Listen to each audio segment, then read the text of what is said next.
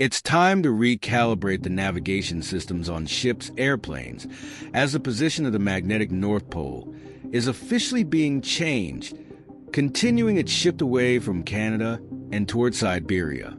Experts from the U.S. National Oceanic and Atmospheric Administration, NOAA, and the British Geological Survey, BGS, have joined forces, as they do every 5 years, to produce a new, more accurate world magnetic model, WMM.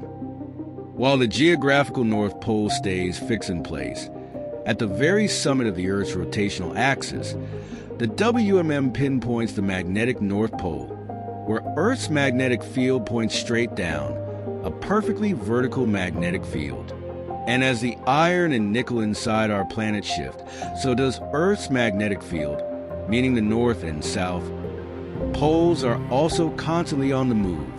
If you're using a compass or a GPS system, knowing exactly where these points are is crucial.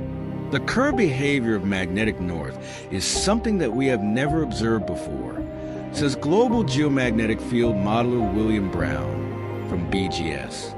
Magnetic north has been moving slowly around Canada since the 1500s, but in the past 20 years, it accelerated towards Siberia, increasing in speed every year until about 5 years ago, when it suddenly decelerated from 50 to 35 kilometers or 31 to 22 miles per year, which is the biggest deceleration in speed we've ever seen.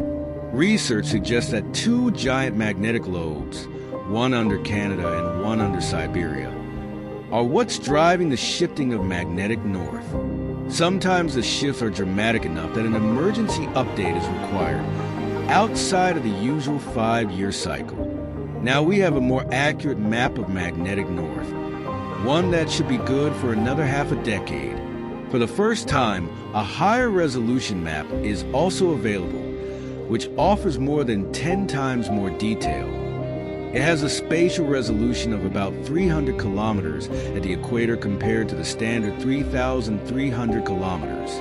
According to the BGS team, traveling 8,500 kilometers, 5,282 miles, from South Africa to the UK in a straight line would leave you 150 kilometers, 93 miles, off course by the end, if you use the old WMM compared to the new WMM for your navigation.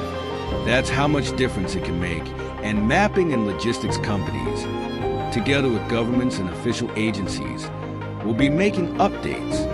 Major airlines will upgrade the navigation software across their entire fleet of aircraft to load in the new model, and militaries in NATO will need to upgrade software in a huge number of complex navigation systems across all kinds of equipment, Brown told CNN.